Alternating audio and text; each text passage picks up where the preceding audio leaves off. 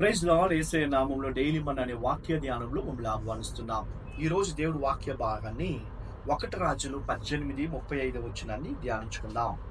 ఆ నీళ్లు బలిపీఠం ఉంచుటను పొర్లి పారెను, మరియు అతడు గంటకమును నీళ్లతో నింపెను అని రాయబడింది. ఎలియా అనే ఒక ప్రవక్త దేవుడు సమూహంలోంచి అగ్నిని కింద అతను ప్రార్థన చేసేటప్పుడు దేవుడు అగ్నితో జవాబిచ్చాడంట. అది ఎలాంటి ఒక పరిస్థితి అంటే వర్షం లేకుండా ఉండే పరిస్థితి. అయితే ఈ ప్రవక్త ఏం చేశాడంటే దేవుడికి ఒక బలిపీఠాన్ని కట్టి ఆ బలిపీఠంలో ఛానల్స్ అంట అలాంటిది ఒకటి చేసి నీళ్ళతో నింపాడంట. నీళ్ళు ఎలాగా పొర్లి పారేలాగా అంత నీళ్లు పోసాడంట. అక్కడ వర్షం లేదు, నీళ్ళు కరువు, నీళ్ళు లేవు. అయితే ఆయన బలిపీఠంలో ఏం చెల్లించాడంట చూడండి, నీళ్లు పోసాడంట. అప్పుడు జరిగిన కార్యం ఏంటి తెలుసా? అన్ని రోజులు లేని వర్షాన్ని దేవుడు వర్షాన్ని కురిపించాడని ఇదే 1 రాజుల 18 అధ్యాయంలో లాస్ట్ వర్సెస్ లో మీరు చదివారంటే ఒక గొప్ప వర్షాన్ని దేవుడు గుమ్మరించాడంట. చూడండి క్రీస్తునందు ప్రియులారా, మీ జీవితంలో ఏది లేదు అంటున్నారో, ఏది కొరతగా ఉందంటున్నారో దాన్ని దేవుడి కోసం విత్తించండి, ఇచ్చి చూడండి. ఖచ్చితంగా మీకు దేవుడు వర్షం లాగా దాన్ని దేవుడు తిరగా ఇస్తాడంట. ఎలాగ ఎలియా చేసినప్పుడు నీళ్లు పోసాడు, అతనికి దేవుడు వర్షాన్ని ఇచ్చాడు. మీరు ఇచ్చేది కొద్దిగా అయినా దేవుడు మీకు నిండుగా ఇస్తాడంట. అది ఎప్పుడు ఇవ్వాలంట? నువ్వు లేవంటున్నావు చూడు, అప్పుడు దేవుడికి విత్తించు.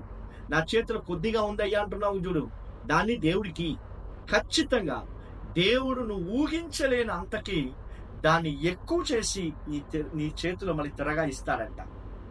యేసయ్య ప్రసంగించి 3 రోజులు అయిపోయిన తర్వాత ఎడారిలో ప్రజల్ని పంపించకుండా వీళ్ళకి ఏదైనా భోజనాన్ని పెట్టమంటే అక్కడ ఏం లేదంట. ఒక చిన్న అబ్బాయి చేతిలో 5 రొట్టెలు 2 చేపలు ఉన్నాయి.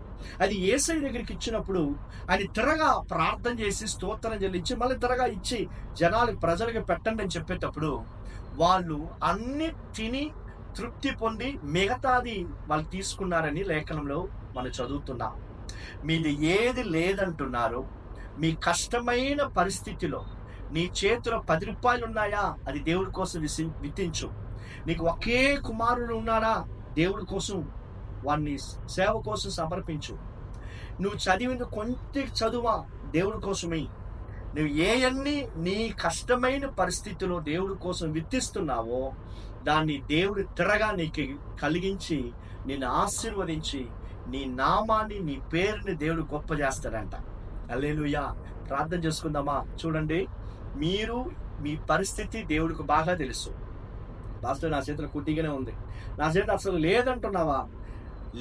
ఏమే లేదు, 0 ఉంటే దేవుడు ఇలా మొరబెట్టు, యేసయ్యా నువ్వు నాకు ఇచ్చావంటే తిరగా నీకు ఇస్తానని చెప్పు. అలాగనే అన్న సామ్యుయేలుని అడిగి నాకు ఒక కుమారుని ఇచ్చావంటే తిరగా నీకు ఇస్తానని చెప్పిందంట. అదేలాగా దేవుడు ఆమెకు కుమారుడు ఇచ్చాడు, ఆమె మళ్ళీ తిరగా దేవుడికి ఇచ్చింది. తర్వాత ఇంకా ఆమెకు పిల్లలు పుట్టారంట. అదేలాగా దేవుడు మన జీవితంలో కూడా చేసేదానికి నమ్మదగిన దేవుడిగా ఉన్నారు. ప్రార్థన చేసుకుందామా?